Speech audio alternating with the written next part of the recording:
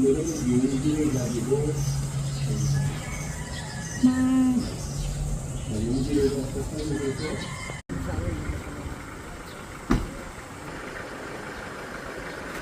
lalaki ba to? O mga, ito po mga dealer. Magkano po yung ganito?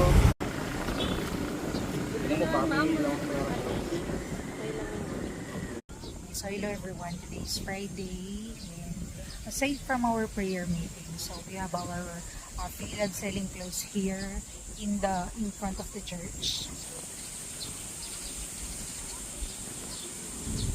So we are selling free love clothes in a cheapest price so that all the money that gathered here will be used in our worship in our worship ignition this coming June 2022 here in our church.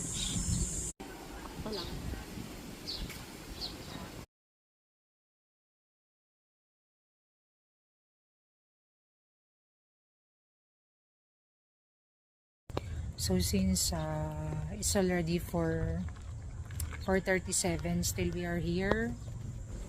So selling the clothes pa rin.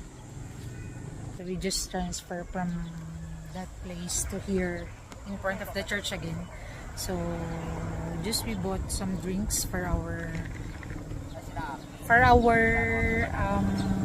merienda. Tupi muna. Hindi mo mga